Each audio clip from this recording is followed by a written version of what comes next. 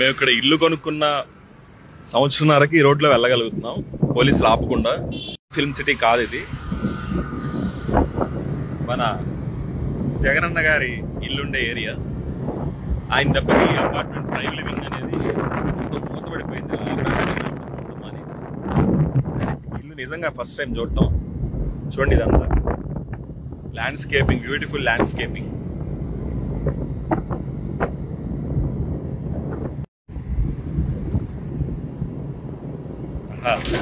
మూడు నాలుగు అంచెలు ఉన్నట్టు ఉన్నాయి, నాకు తెలియదు.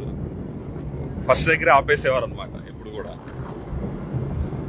ఓ మై గాడ్, ఇది ఇల్లా లేకపోతే ఏంటిది?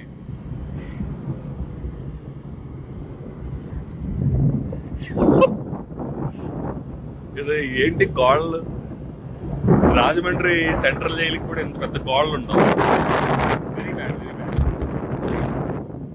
పాపం ఇలా లేనిపోని భయంతో గాలి వెళ్తురు లేకుండా బతుకుంటాడు పాపం ఈయన ఇంత పెద్ద ఇంట్లో ఇన్నాళ్ళు. అదే అన్నమాట. ఈ రోడ్లో నుంచి వస్తా ఒకసారి దూరంగా చూశాను. సో ఈ ఎంటైర్ ఇప్పుడు మనం వస్తున్న రోడ్డు మొత్తాన్ని కూడా పైన ఇంకొక రోడ్డు మొత్తం అది ఖాళీ చేసి ఇంకొక రోడ్డు అది కూడా ఖాళీ చేస్తారు. ఈ రోడ్డు మొత్తాన్ని వాళ్ళ ప్రైవేట్ ప్రాపర్టీ లాగా ఆపేశారు.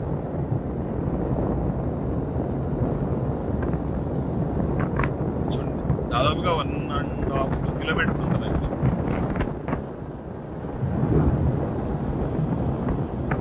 ఇదే కాదు, వాళ్ళ పార్టీ ఆఫీస్ 2 కిలోమీటర్లు 1/2 కిలోమీటర్ అవతల బంకింగ్హామ్ కెనాల్ పక్కన పార్టీ ఆఫీస్ స్కెచ్ గీశారు. రిషికొండకి బీచ్ గురించి పట్టించుకుంటున్నారు కానీ మా తాడేపల్లి కొండ గురించి పట్టించుకోవట్లేదు ఎవరు. ఇది మరీ అన్యాయం అండి. ఇక్కడ కూడా కొండను ఆక్రమించేసి ఏకంగా పార్టీ ఆఫీస్ 2 ఎకరాలు అలాట్ చేసుకుని ఆ పక్కన కొండ మొత్తం ఆక్రమించి ప్లాన్ చేశారు. ఇదనమాట.